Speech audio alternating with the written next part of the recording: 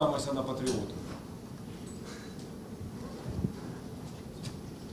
Добрий день, я Good afternoon. I want to thank everybody who joins us. My name is Olga Atamanova, and it's my pleasure to see all of you here in the Brain Hub, the main discussion platform of Ukraine, created by Ukraine Media Center Ukraine Forums. Thank you for coming here. We all gathered here to discuss a very important topic. We will talk about our veterans, their reintegration, how they will be reintegrated back into the civil life. We will listen to the experience of our American colleagues in this regard. I'm reminding you it's year 10 of the war, and today is day 544 of the full-scale invasion of our homeland by Russian aggressor. And traditionally, I want to thank the representatives of all the mass media who tell the world the truth about this war and our heroic resistance. So let's start. The topic we're about to discuss is the presentation of the organization US-Ukraine Veterans Bridge. I want to tell you that US-Ukraine Veterans Bridge is the first organization in the world created by the American veterans to support Ukrainian veterans. And right away, I would like to thank Ukrainian Veterans Fund for this event. So let me introduce our speakers today. Joining us are Volodymyr Laguta, Ukrainian veteran, active duty serviceman, chairman of the board of Movement of the Veterans of Ukraine NGO. Good afternoon, Mr. Volodymyr. Also joining us are William Ettig, American veteran, member of the US-Ukraine Veterans Bridge. Also joining us are Dmytro Shatrovsky, Ukrainian veteran, active serviceman, head of all Ukrainian NGO called Veteran Brotherhood. Dennis DJ Skelton, American veteran, member of the US-Ukraine Veterans Bridge. Corey Bythrow, member of the US-Ukraine Veterans Bridge. Also joining us is Lindsay Church, American veteran, strategic advisor to the US-Ukraine Veterans Bridge. Also joining us is George Chewning, American veteran, executive director of the US-Ukraine Veterans Bridge. And also we await for Katerina Primak to join us, veteran, deputy chairman of the Ukrainian Women Veteran Movement and NGO. So let's start. I would like to give the floor to Mr. Volodymyr to talk about the movement of the veterans of Ukraine. To what extent this movement is important today, what you deal with, and what are your plans. Good afternoon, everybody. The Veterans Movement of Ukraine is a very powerful organization, quite big. We were one of the lobbyists for establishment of the Ministry for Veteran Affairs and the Veterans Council at the Ministry of Veterans, and many other initiatives which started back in the year 2018. So we unite the veterans from all across Ukraine. Almost every region has the representatives of our movement. People who did a lot both in the civil sector to support their brothers in arms coming back from war. I mean rehabilitation, creation and establishment of different businesses, and many other activities. You remember one of the public activities that was initiated by the Veterans Fund back in 2019. You may remember the march. Yeah, right. And then the next year there were two marches back in 2019 and the following year. So the movement of veterans of Ukraine was all the time involved in different processes which were lobbying the interests and rights of the veterans. Before the year 2022, back in year 21, Dmytro has just corrected me, we've had a trainings in all regions in Ukraine. We were understanding the full-scale invasion is spending, so we had to understand what are our resources, how many of our brothers in arms will stand with their arms in their hands to defend Ukraine. We had a very intense training in all regions of Ukraine again at the same time, and we were realizing that we are about to start fighting, and we're not going to give up Ukraine. No way. In the year 22, many of the veterans got back on active duty to different units. First, we created the volunteer formations in the communities. Then they joined the air assault forces, army, almost all branches. Our guys, the veterans, have joined back, but unfortunately many of them have already perished. Some of them got injured, some of them were injured for the second and third time due to their health conditions. Some of them cannot fulfill their combat duties, so they reverted to doing what they were doing before, helping other veterans in rehabilitation. They look for opportunities, they look for funding, they look for different foundations to get involved in those processes. Last year we had a business trip to the United States of America where we met in the Washington DC with DJ.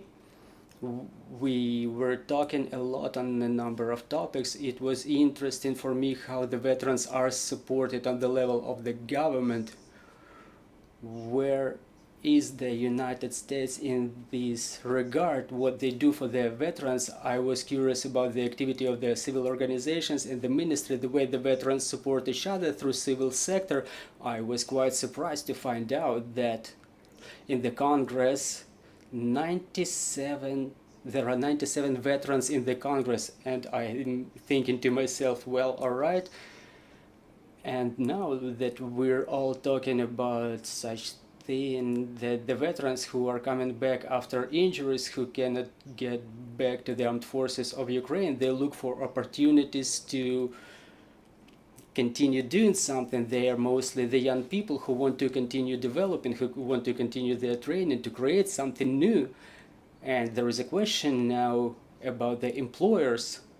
We keep saying that we need to create some special conditions for the businesses so they employ veterans. And just yesterday we were talking to DJ and the rest of the guys, and William says, like, look, the government is the biggest employer. Why wouldn't the government create conditions for the veterans to get employed with the government, like with the central government, local governments? Well, like conditionally some Ukravtodor or Ukrgaz, the gas distributor of Ukraine, or some oil and gas government-controlled companies, or the forestry agencies, a lot of government agencies where the veterans are not being let in due to clear reasons, and we have to talk about it clearly and honestly. We keep reiterating, like, businessmen create new jobs, but we never talk about the government being the biggest employer. We still don't talk about it, but as the movement of the veterans, we will bring up this issue because it's a very interesting thing and it's a very important. This is why the veterans movement was out of the media space, because the majority of us rejoined the armed forces of Ukraine and we had other things to do than making new videos, YouTube, TikToks and stuff like that, because everybody was in the battlefield. But again, some of the guys got wounded, and we as a veterans movement is getting back to the media space to promote the interests of the veterans, and in particular the families of those who perished. We have a lot of people we knew who perished, like last week my brother perished, just like two of my friends. Another third friend is in ICU for the time being. The doctors are fighting for his life. So we have things to stand for, not only in the battlefield, but Also, in the rear, in the civil sector, we have to promote the interests of the veterans and the families of those who perished.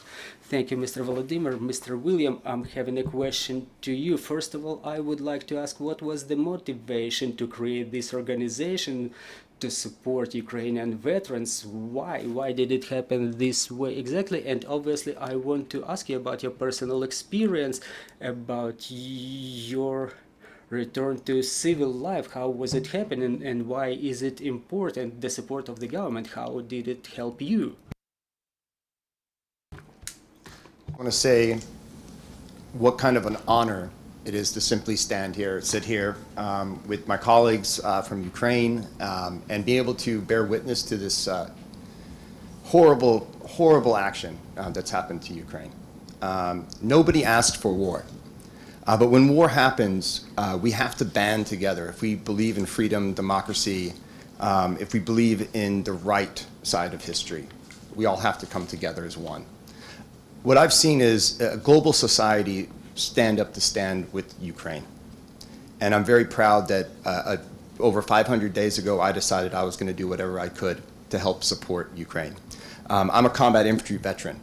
I spent time in Iraq. I was in one of the hardest hit units since the Vietnam War. I lost many friends, just like our brothers and sisters over here. And what I really listened and heard was that everybody was talking about guns, bombs, HIMARS, which are very important.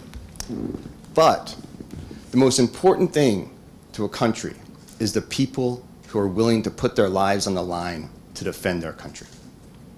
And I didn't hear enough people talking about that. And in our country, when we returned home, many of the veterans here, it was not an easy thing. A lot of people put stickers on their car and said how much they support veterans. But the reality was the programs and systems were not there at a level that was needed. I'm going to tell you my personal story later on about the worst day of my life and why I don't want any Ukrainian veteran have to face that life story, if that makes sense. But right now, how this happened is that we were trying to help. Veterans are willing to fight. And I wanted to try and help whichever way I could. And I started to meet Ukrainian veterans. I started to meet Ukrainian veterans in the United States. And I realized that we needed to make a dynamic team to focus not on just all the military stuff, but on the people. The people who are willing to be in a trench, willing to storm a trench, willing to do all the work that's needed to win this war. And it just changed my life when I decided that I was going to work on this project. Because I realized that there are many opportunities in life to do the right thing. And for me, this is one of the biggest opportunities in my life to do the right thing. And we're going to do the right thing for Ukraine. But what we really want to do is talk about the announcement of the U.S.-Ukrainian Veterans Bridge. And the idea of that is very simple. When you're a veteran and you fought for the right side of history, you are one. We're no difference. And what we want to do is share our common experiences. We do not have perfect systems in America. But as veterans, we know that. A year ago, myself and Lindsay slept 6 nights on the steps of the Capitol in Washington, D.C., to ensure a bill got passed to get health care to my generations of veterans. That shouldn't be necessary, but it is. And that means that you have to come together. We have to be able to build programs. We have to be able to be willing to fight for ourselves as veterans. And our goal is to bring a coalition together to not change and fix every problem, but to help navigate and change, the system so that when Ukraine needs support, there's an organization that's there at every minute to bring as much support, as many expertise, as much programs, whatever we need to do to support Ukrainians. We just simply want them to know, as veterans, that we're here for them, to listen, to learn, and then hopefully change programs, create programs, so that every veteran, in a holistic way, can live their life for the rest of time. Veterans' lives, the military is the shortest part of most veterans' life. It starts when you raise your right hand or hold your weapon in Ukraine and say the oath of allegiance, but it ends when you die. That might be 60, 70 years after you fired your last bullet. And that means that there's a massive, massive project that has to be created to meet the moment, to take care of these veterans. And I'm very lucky to just simply be someone who can bring people together and hopefully, make this thing happen. Why it's so important to me is that when I came home, I had a parade for myself. Somebody had a parade for me when I came home from the war. Within 3 months, I was broke, financially in trouble.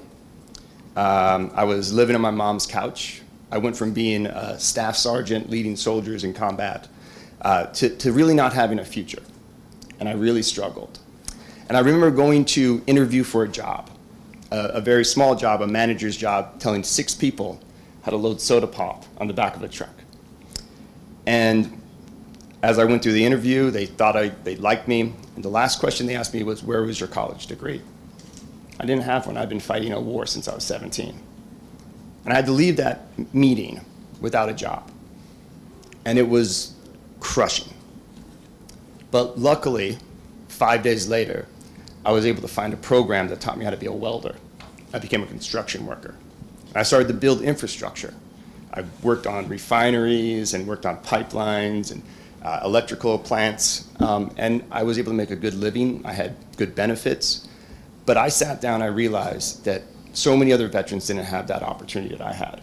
And I started to work that day to create programs in the US for veterans. I remember the very first bill I got passed in Illinois, we put 1,500 veterans to work, working with the state on the highway. And it was something that was necessary. 1,500 veterans that had been wounded in Iraq got jobs because of that. It's incredible. And that was the start of a journey that led us today, that hopefully will create programs that will make veterans get to have that same opportunity in Ukraine. A platform, a stable foundation for the heroes of Ukraine to live their lives with dignity, respect, be able to hold their heads up and understand that what they did, they fought for a country and the country cared for them when they came home. And with that, I'm just really proud that we've got a team here from the US, and we're not here, we're here to listen and learn and help. So. Я дякую вам, безумовно, за те, що ви тут і за Thank you very much for being here. Thank you for all the support you provide to our veterans. Mr. Dmitro, I would like to ask you a question. To what extent the support of the American colleagues is important in these processes for our veterans? And obviously, I will ask all of you to share your personal experiences. Thank you.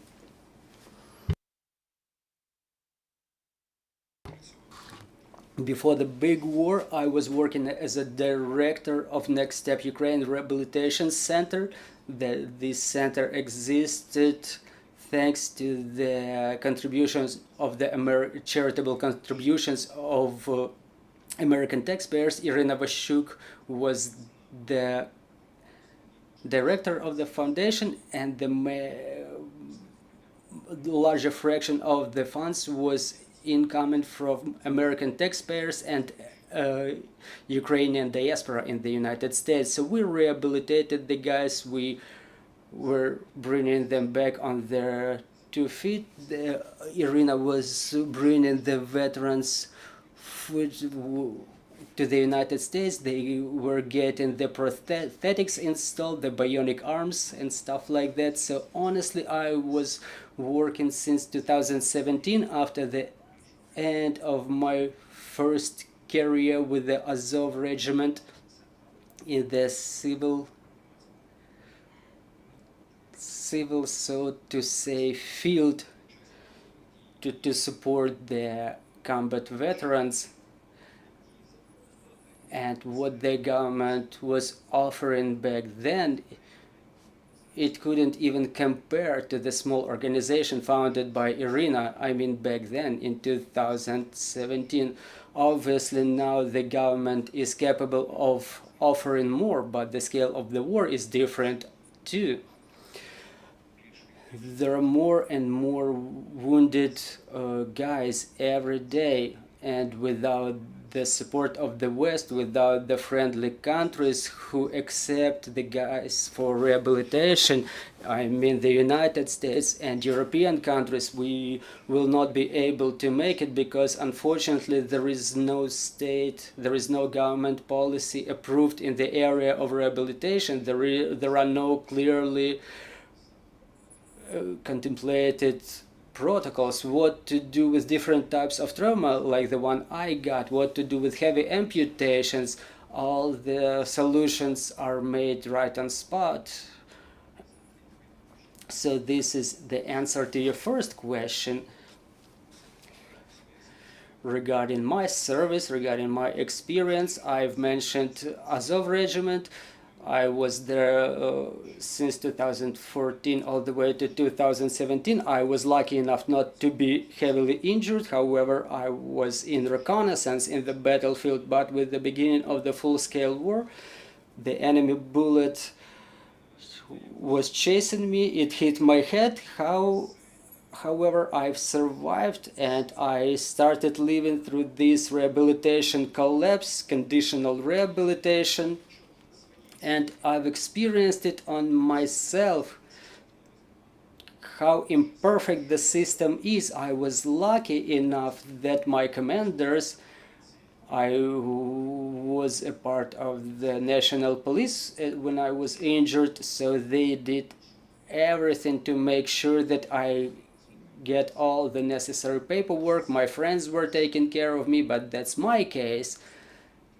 And just a regular tractor driver, Ivan, from a village in Lviv region, may not be having such opportunities. My foundation paid for the plate in my head for the surgery. My friend and other guys, they had to solve those problems but on their own. The emergency medical aid was provided in a decent way. I have a lot of wounded friends, but when we talk about rehabilitation, that's it.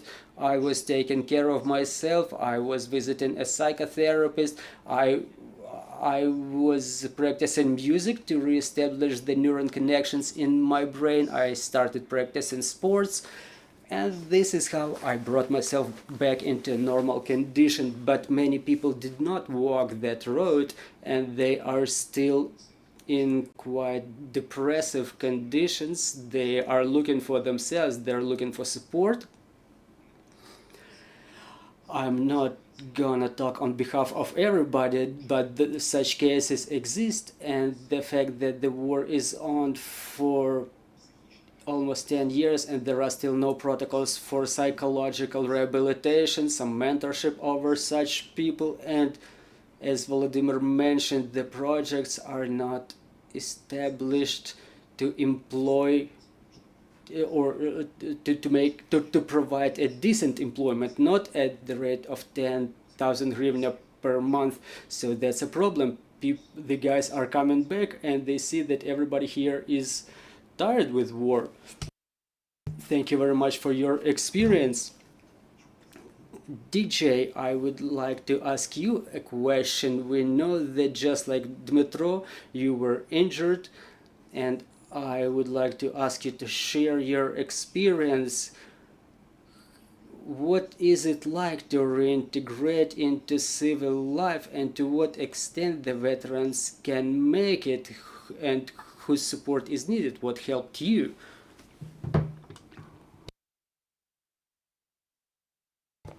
Even welcoming us here, the hospitality and just the compassion and the love of all of you has been overwhelming.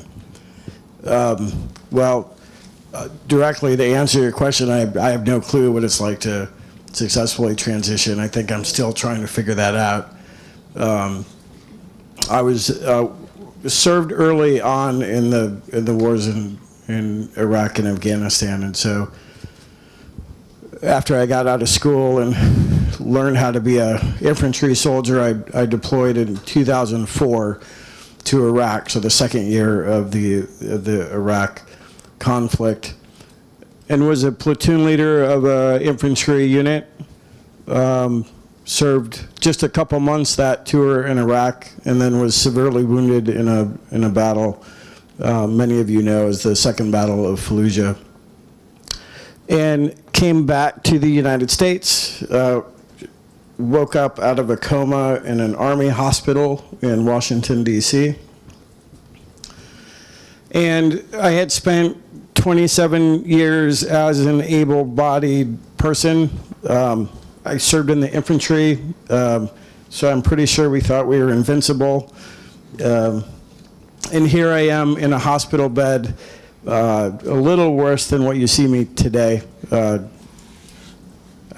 was missing a left eye, which was an exit wound, which created a lot of damage to my mouth. So I have a feeding tube. I don't have use of my left hand. And now I'm trying to figure out what my worth in life is and how I'm going to be productive in jobs. How am I going to be found attractive in dating? And there was no roadmap. There was no organization that was there to help me navigate the complexities in this new life, right? And from 2004 until today, there's been this incredible advocacy and movement in America where veterans, I mean, if you think about it, right, veterans, who knows veterans' issues more than veterans? But if veterans don't have a voice, if they don't have a mechanism, a place to be heard in improving government support and government resources, in helping communities welcome their veterans back to their hometown so that they can continue to be productive, effective members of that community, it's really hard for us to do that on our own when we're trying to deal with our own issues, right? And so veterans were able to, and I was part of this early movement to have a voice and to help leaders in the government, to help business leaders, and to help community leaders understand what I was struggling with. And I believe that it's beyond a government, and nor should it be the sole responsibility of a government to take care of its veterans coming back. It takes a whole nation effort. And so there are organizations that didn't exist for me that the veterans here that served after me, I guess you call me grandpa, we're there to take care of you all.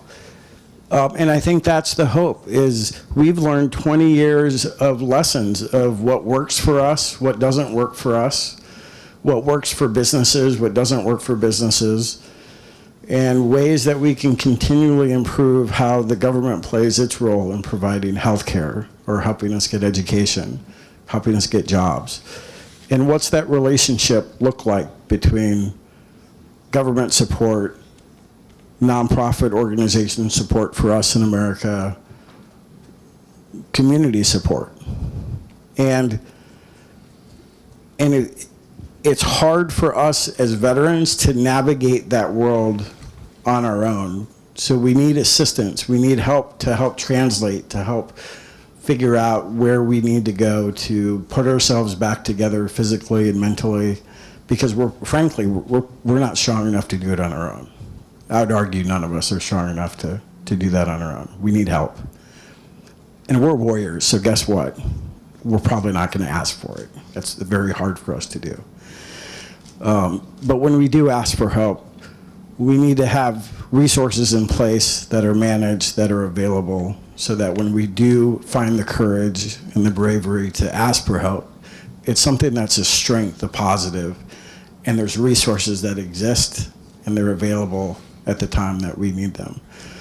I struggled with that early time. I think when I was wounded in 2004 till about 2010, It was a pretty ugly time. I stayed in the military.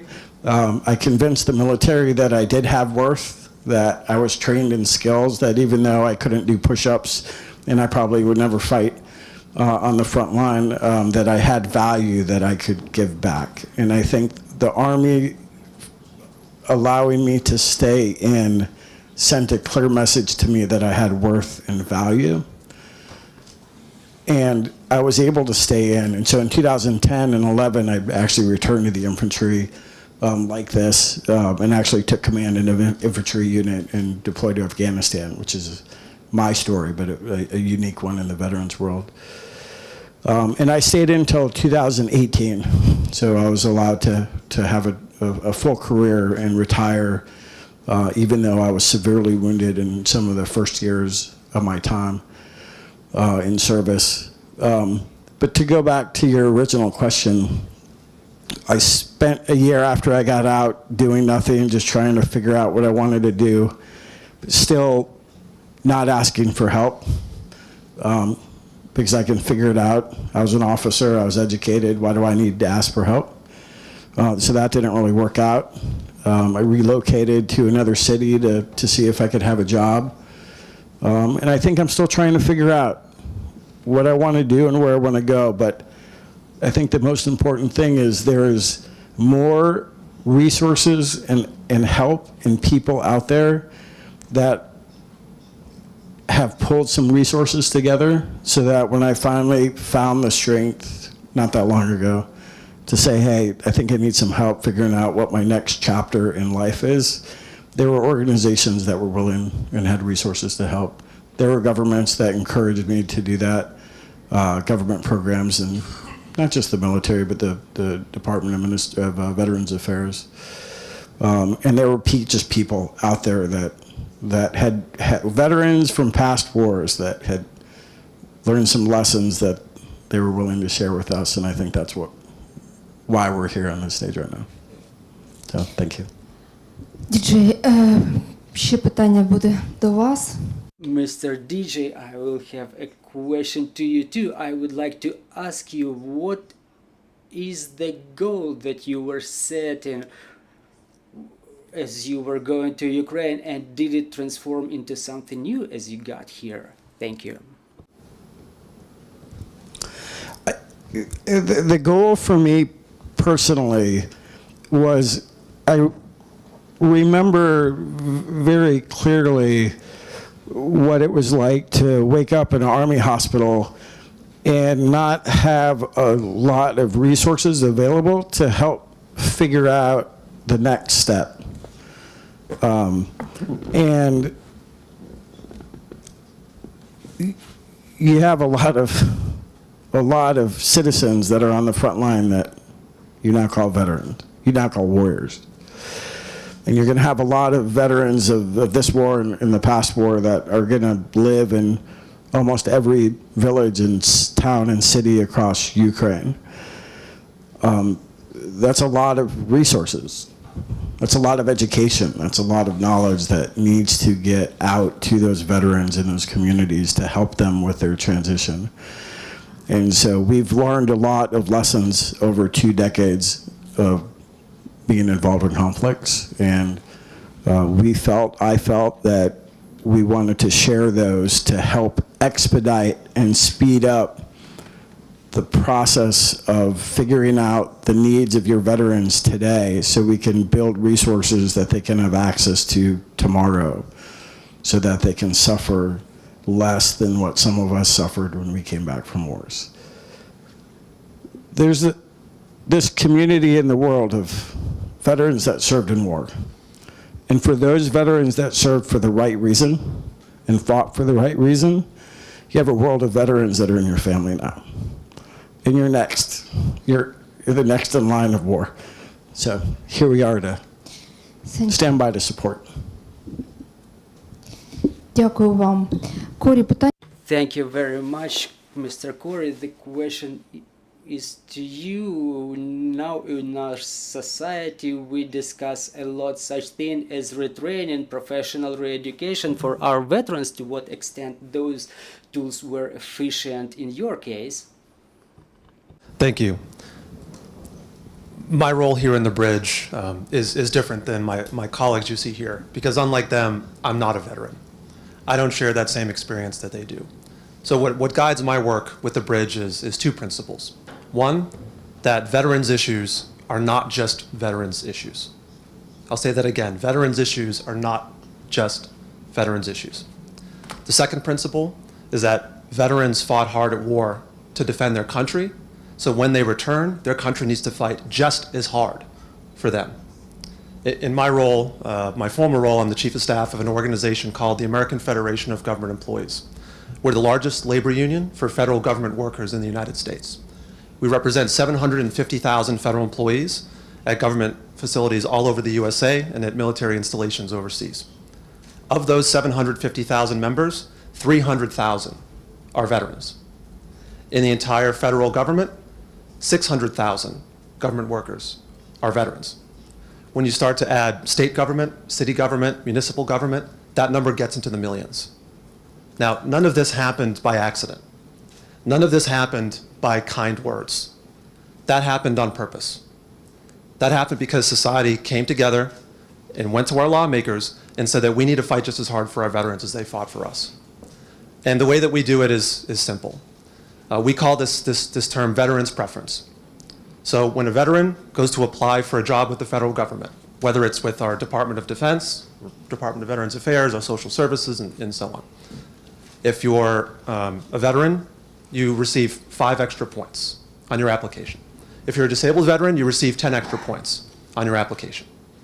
Now, this may seem like a small thing. 5, 10 points out of 100 may seem insignificant. But the results you see in our civil service speak for themselves. Right? But it's about more than just getting veterans in the door. Right? Getting someone to a job is one thing, but empowering them to stay in that job and to be successful in that job is another. Now, veterans are going to have issues that a non-veteran will not have. They haven't had those experiences. They don't bear those scars, either physical or internal. In our work, every year we work with thousands of veterans who are at risk of discipline or at risk of losing their jobs simply because they needed to take a couple weeks just to get their mental health back in line. Or because they needed extra time for doctor's appointments for their medical conditions that they would not have through their normal annual leave. And my organization is just one of many that does this work. The labor unions, of course, in USA do this work. But it's also important that we work with our governments, that we work with our private businesses, that we work with our nonprofit sector, that every segment of society understands that you have power in these issues. Right? Veterans are not alone. And non-veterans need to understand their duty, and they need to bring that power to bear to build a better life for those veterans that fought so that they could have a better life for themselves. Дякую вам, Корі. Лінсі, питання буде до вас. Thank you, Mr. Corey. Lindsay, I would like to ask you a question to share your personal experience. And I would like to ask a question about advocacy. To what extent a serviceman, a veteran, can fulfill this role of advocacy of the interests of their brothers in arms? Thank you. And thank you for having us today. I'm Lindsay Church. I'm the Executive Director of Minority Veterans of America. I served in the Navy from 2008 to 2012 under a policy called Don't Ask, Don't Tell. The policy criminalized LGBTQ people from sharing their experiences while serving and forced us to live in hiding, though we still served. 1 in 5 transgender people in America will serve in the military at some point in their lives. We had to exist in silence, and many of us faced bad conduct discharges, which were, I don't know how to explain that, bad conduct discharges, and were denied benefits afterwards. I myself was catastrophically injured from a surgery that went wrong and spent 55 days in the hospital recovering from the surgeries. I've had 11. Somewhere after my 3rd surgery, I nearly threw myself out a window because I couldn't deal with the pain that I was experiencing, and I had to hide so much of myself just to be in service. But at the end of the day, being an American and serving in the military was more important than any part of myself. And this is the experience of so many people that live in what we call the margins, so minority service members, whether it be ethnicity, gender, sexual orientation, or religion, often faced extreme discrimination while serving, but their country means more than anything to them. And so we do it anyways. And so when I got out of the military, I was medically discharged or medically retired 2 years before I was supposed to be. And I came home with so many injuries and wounds from both my actual wounds and my emotional wounds. It took me 10 years for me to heal the wounds of hiding myself for so long. And some parts of me will never come back. And this is the experience of so many people who have to hide themselves in order to serve the country that they love so much. 6 years ago, one of my best friends and I started this organization to work on issues of gender, sexual orientation, religion, and race, because in our country we face so much extreme discrimination. There were very few advocates who would talk about the issues of minority service members, and yet there were so many issues that we faced. 6 years ago, they told us our organization didn't need to exist, or that we shouldn't be talking about these things. And for the last 6 years, we've spent advocating for the rights of our service, of the folks that live in minority identities. They didn't think that we could do it or that we could create change, but when we came together, we found that by mobilizing our people towards one goal, understanding that we all face discrimination and we all faced many of the same barriers, we were able to change many, many things. And so in 6 years, we have created an organization. We started as 2 people in a text message to 5 people in my living room to over 3,000 members around the country and the world. We've created some of the biggest changes for minority service members and veterans since then because we came together, and because our voices, when we brought them together, we became really strong advocates. And veterans have a unique experience that we can offer to both our lawmakers and to the world. As I said, I'm an American first, and being transgender is the least significant part of me. But the willingness of myself and my fellow minority service members to put our lives on the line, first and foremost for our country, we came back and we had a voice that was undeniable. We were able to advocate for rights because we were service members and veterans that believed in country first and ourselves second. And we were able to articulate that these are the things that we faced in service. And when we got out of service, these are the unique traumas that we endured. And so I believe truly that veterans and service members have a very unique voice in society and have the ability to create change that almost nobody else can. And so to the folks in this room, you have the ability to create so much change by just being your country first and yourself second. Дуже дякую вам за те, що поділилися своїм досвідом. Thank you very much for sharing your experience. George, I would like to ask you a question. Let's try to summarize. Let's get back to the project and talk what mechanism, what are the initiatives that this project contemplates? What are your plans? So I'm a West Point graduate, a combat infantry veteran from our war in Afghanistan. After the military, I had the privilege of serving in our Department of Veterans Affairs. But today I'm more proud to be the executive director of the U.S.-Ukraine Veterans Bridge. The bridge unites experts from the veterans community, academia, business, healthcare, labor, and others in the shared vision of building a better today and tomorrow for Ukrainian veterans, families, and survivors. The bridge connects Ukrainian and American veterans through bonds of service and sacrifice via knowledge sharing, cultural exchange, and the encouragement of bilateral cooperation. As DJ mentioned, we have learned a lot about veteran care, veteran experience, but we are here to continue to learn about the Ukrainian veteran experience and find ways that we can support through our communities back home. I also want to share a special thank you to the Ukrainian Veterans Foundation and all the Ukrainian veterans that we have worked with so far and will continue to work with. They've been wonderful partners, and we're very proud to be here. Thank you. Дякую вам. До нас приєдналася Thank you very much. Miss Katerina has joined us. Miss Katerina, the floor is yours. To what extent this intense support and such a communication and cooperation may result in something intense?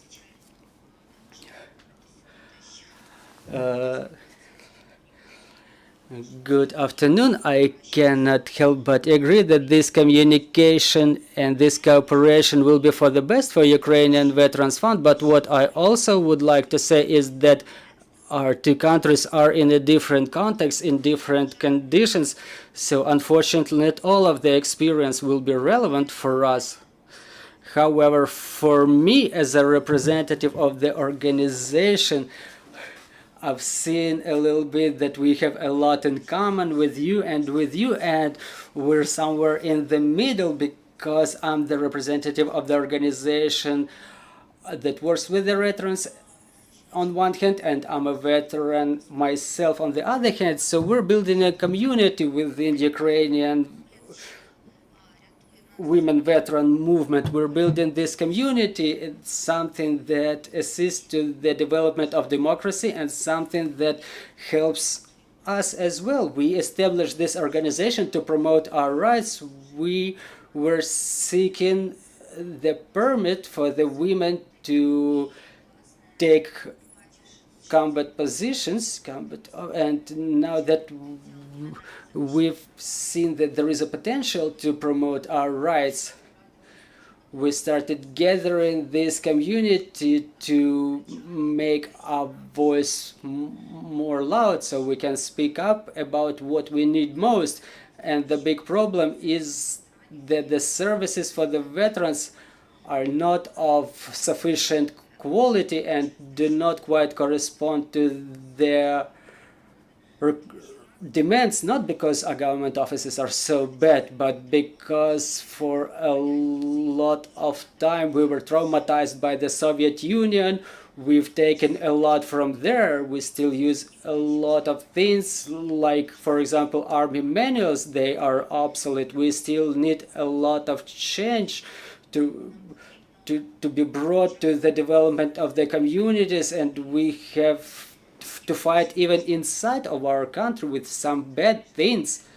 And international support always helps us in those terms that we may pay more attention to the significant problems. So what is the motivation of the Ukrainian veterans, in your opinion, when you invest in struggle for 10 years, when you lose your friends, when you lose the life you're used to, when you're losing them right here and right now, when you have to defend your country? It's very difficult to reject any type of advocacy, and unfortunately after the war we cannot just retire and take care of our health, because we are the ones who are indifferent about, or who are not indifferent what's gonna happen to our country.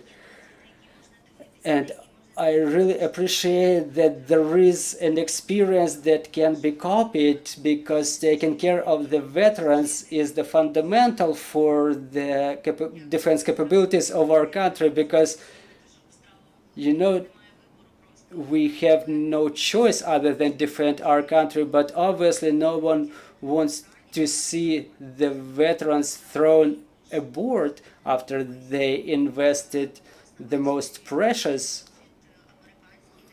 So it's very cool to see the American experience, where we understand, yes, the information work assists to our defense capabilities, and this culture of appreciation, the benefits, is something that helps people get enlisted. You know that you're not going to be abandoned. Then you may enter university and to continue your education and trade and to continue building your career.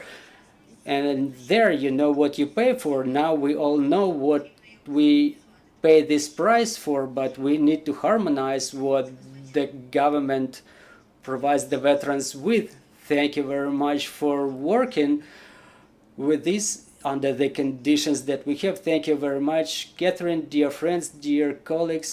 I would like to give the floor to you so you can ask questions.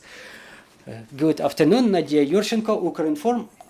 I'm having a question to the representatives of all veterans organizations. We've heard a lot of times these words after the war, but the war is still going on and there are more problems added on top of those existing. So in your opinion, what are the most urgent problems of the veterans during the war? What the Ukrainian government can do to solve the veterans' problems, and where do we need the international support, maybe specifically from the United States? Thank you. Mr. William, please. The need is immediate, and that's why we're here. I think that's one of the reason why this coalition was created, because we know that every day a new veteran comes home that can't fight anymore.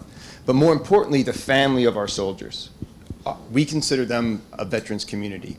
The daughters, the wives, the girlfriends, the husbands, the spouses. That is a giant family in the military community. And we've got to start working today for them and for the veterans that are coming home also. To me, the most important thing I think that we need to do as an international coalition, as American veterans, is to learn from Ukrainians as much as possible. And when we go back to the United States, start to create and start to work and find as much as we can to help speed up the Ukrainian process themselves. We don't want to have to wait 20 years for a Ukrainian veteran to get help. We want to make sure that they have the support right now, and that's what we're hoping to do. Дякую вам. Можливо, хтось ще хоче відповісти, прошу. Maybe anyone else wants to answer. Well, yes, thank you for this question. However, in my opinion, the situation with our American colleagues is very significant because we live near non-friendly countries. We have a lot more in common, say, with Israeli, because our enemy is big, they're cowardly and vile, and the war is still going on. So here we need to understand that all or almost all of those who wanted, they went to war. Others are getting mobilized. We are running out of people, and in my opinion, the government should formulate a policy,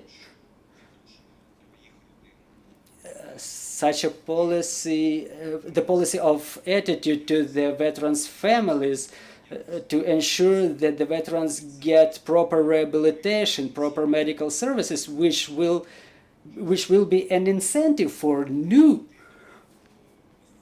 people to join the armed forces of Ukraine. Because if the government would not demonstrate that the guys, okay, you're fighting for your country, but we're not going to be capable to support your families should anything happen to you, people will have no motivation, and this is the problem. The first echelon is already there. Many of them have already died, and we have to think on something to improve the mobilization potential and the mobilization right now, because I'm not sure the war will end by the next summer. It may change in its form and shape. Sometimes it gets hotter, sometimes colder. As long as Russia exists, as long as there is dictatorship in Belarus, we still need to maintain this mobilization potential. We don't have other choice. There is no ocean that would cut us from our enemies. Thank you very much. We're having more questions.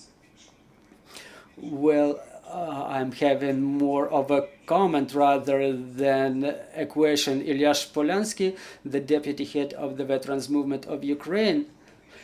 I want to say that for us in Ukraine, it's very important within our organization.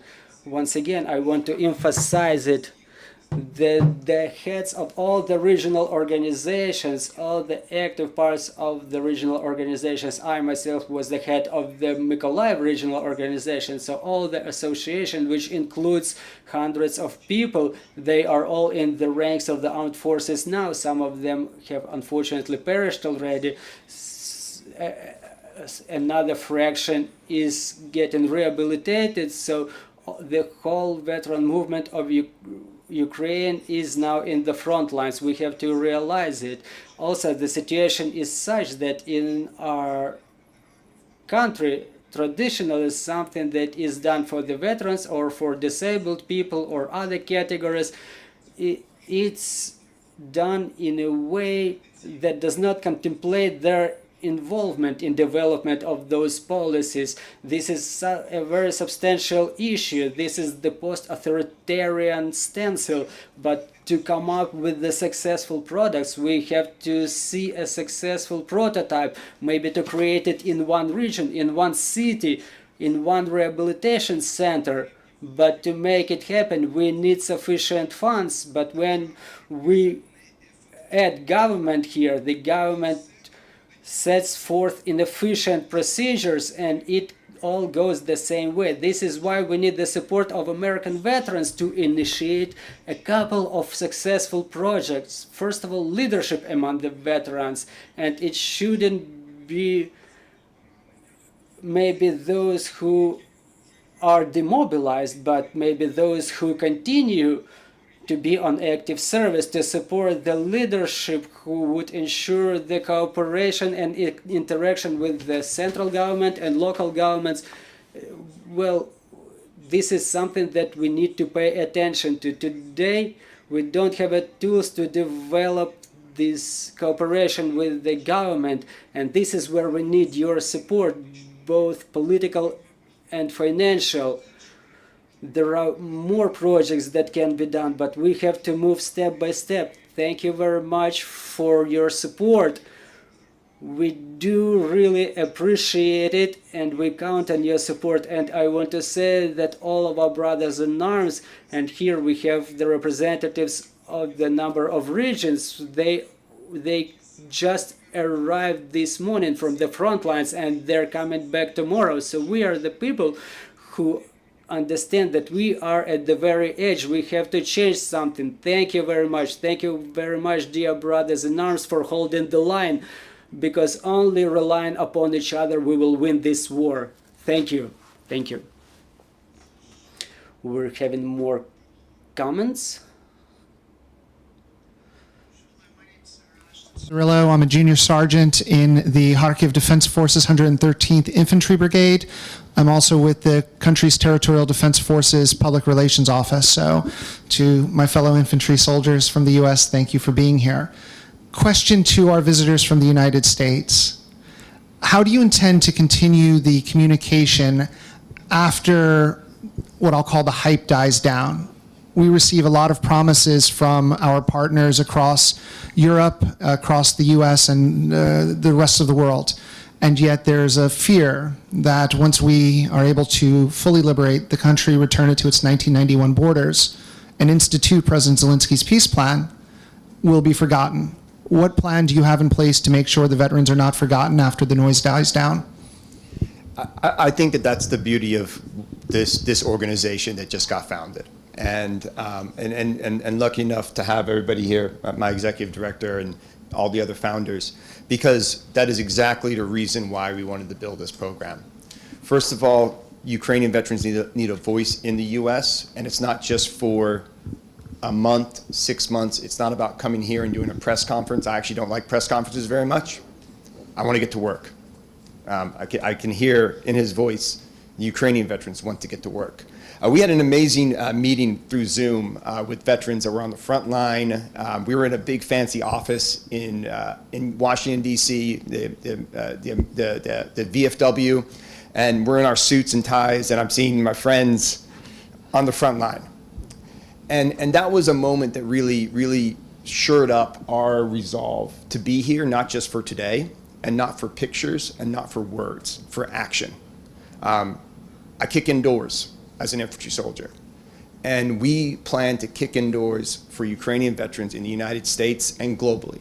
And we're not going to do it today. We're going to keep doing it because a veteran's life lasts a very long time. And we're going to continue to do it for as long as it's needed, which is going to be a very long time. Thank you. Прошу. Вітаю. Good afternoon, dear guests. It's our pleasure to welcome you here in our country. I represent the Kharkiv region, the city of Kharkiv. From the very first hours of war, I've taken up the arms to defend Ukraine, my home country, just like in the year 2014. Now I am a founder of a civil organization, the ATO Veterans Community, which is a part of the movement of veterans of Ukraine. This is why the adaptation of veterans in civil life is a very important matter for me and my brothers in arms. So we're fighting for freedom of our country. And our country exists just as long as there are people who are ready to take up the arms to defend it against totalitarian countries which do everything not to make our dreams come true. But as long as we have motivation and support from our friends, as long as we have all of it, we will stand and we will win. So my question is, isn't the American community tired of help to Ukraine? Isn't this support influenced by different political movements going on in the United States? And the fact of the upcoming elections, will not it influence the support of our country and of our armed forces? And one more thing, the formal American organizations help us to stand in this war and to win this war, and it's very good that such civil non-formal movements started getting closer to us. And perhaps in future, in some informal communication, we will agree on how to make such visits regular and how to make sure that this bridge is more of a bilateral nature, so that you come visit us and we could come visit you to copy this experience that you have and to implement it here to win using joint effort. Thank you. That hard question, which is what we want to talk about, the hard stuff. So government support comes and goes. There's probably in line with the timing of political elections. We have nothing to do with government support. This is literally veterans and those from the U.S. veteran community today, and plans to expand that beyond just American veterans, but a more global veteran support to the Ukraine people. But this is a veteran-to-veteran support. One of the goals of this is to build relationships that can turn to friendships that are based on trust, that this is just the beginning. So the next decade, 20 years, 30 years, we can grow up together, and our kids can play together, and we can go visit each other. This is the powerfulness of the relationship with two nations. Not necessarily the relationship between the governments of two nations, but of the people. And in this effort, in this moment of history, we chose to bring together veterans from the U.S. and those that support and are part of our veteran community to build relationships and provide support, and frankly, to learn and grow together in the long history of war, and no one's figured out how to come back from war whole without things that we need to deal with. So let's deal with them together. We're not here on behalf of governments. Frankly, I think none of us really care about what's going on with politics when it comes to why we're here. And to add to that, I look forward to growing the relationship. We all do. This is not going to be my last trip to Ukraine. And I cannot wait to bring more veterans to Washington, D.C. and to America to learn and to experience what we've done there. So that's what we look forward to doing and continuing to build that relationship, because we do want to grow old with each other. The bond between the U.S. and Ukraine has never been stronger at this time when it comes to the people. And we are going to be the voice that continues to keep that support going for a long time and years to come. У нас є ще останнє. We're having a last comment or question. Лелюх Тарас. Good afternoon. My name is Leluch Taras. I was in the ranks of the armed forces since 2014 until 2014. But as we came back, we've experienced everybody to be strange around us. So what we've done to help the warriors who came back, we've got united with our guys, with the veterans, and we started our businesses. Veterans are not supposed to walk around begging for something, telling that I was wounded, I was fighting for the country and stuff like that. No, that's not worthy. So as we came back, we continued to help the businesses established by other veterans, and when the full-scale war has begun, we had those businesses working for a number of years, those businesses that help now to win over aggressors. We have a veteran in this studio who has a company which manufactures drones. There is a veteran who manufactures the propelled grenade simulators.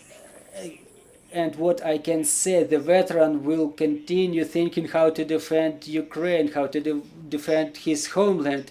And what I want from this meeting, now we need to prepare the place for the veterans to come back, so that you understand thousands of those who are in the front lines, they had their own businesses. As they come back, they won't be able to start it all from scratch, because they've lost everything. They've lost their customers, the market has changed, they've lost their skills. So what are they supposed to do? We have to get them ready to catch up, to work, to continue working for Ukraine, to employ the veterans, to develop the veterans. And on top of that, we should not segregate veterans and their families. They are an integral thing in our community.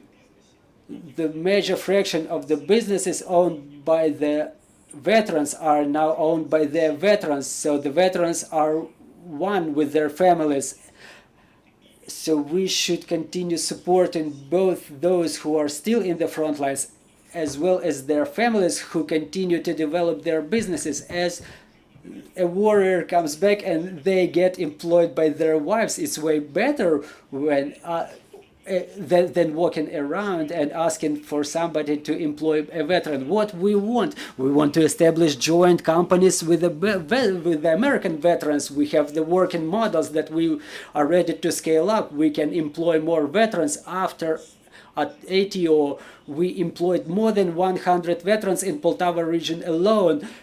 Many of them got back on active duty, but many of them are still working with our company. So we want to scale up this experience for all of Ukraine. When veterans know that as they come back, they may establish their own business or get employed by another veteran and work for Ukraine and for other brothers in arms.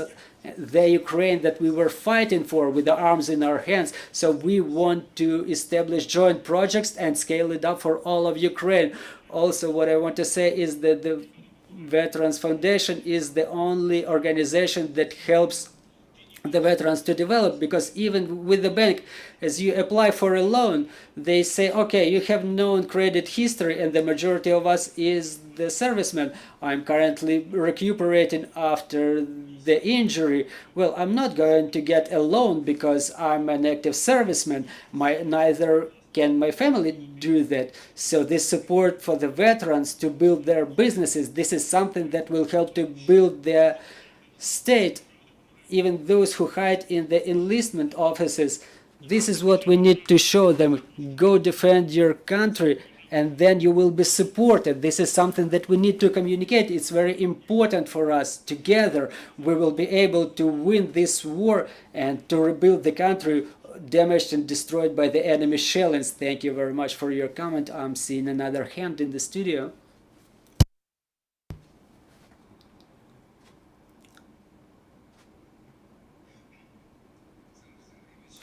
Alexander Zinevich, I'm an owner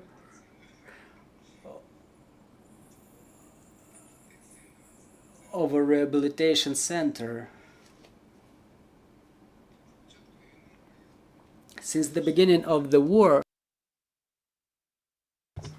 we've switched to rehabilitation of the military who were injured in different degrees during peacetime. I've developed such a... I'm sorry, the emotions are filling me.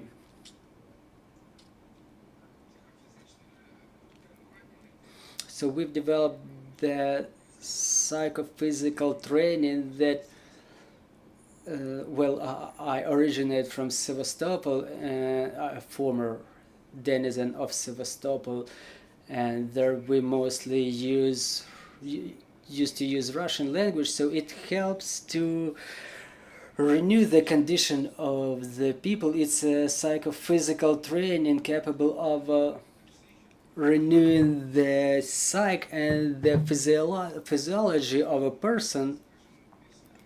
For example, after the explosion, people end up in stress, their iodine level falls, and all the body organs don't function as necessary.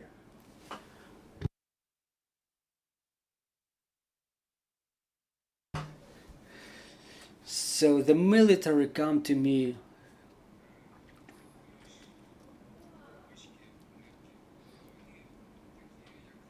and when I examine their kidneys, they come in waves. I've never seen kidneys like those, and we understand why it happens. Well, I apologize for emotions again, because for a very long time we were knocking on different doors, on the doors of Ministry of Health and other ministries. We sent letters to the presidential administration, but unfortunately little number of people understand that rehabilitation is necessary, and when it comes to physical rehabilitation, the psychological rehabilitation is necessary too. I'm a rehabilitologist myself. Yes, I have a psychiatrist who within minutes can easily identify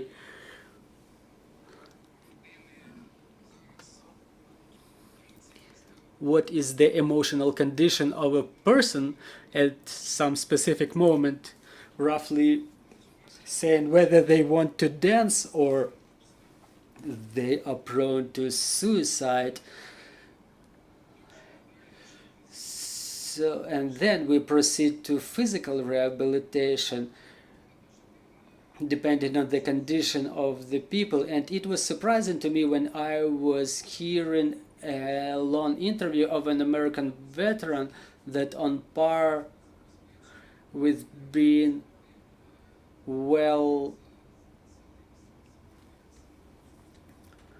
pretty well off, there are still suicides among veterans, that there are 40 to 50 suicides among veterans weekly basis, so we have to understand the emotional condition of the veterans. We had a territorial defense forces representatives visiting us recently, and we've checked their iodine levels. They were almost none.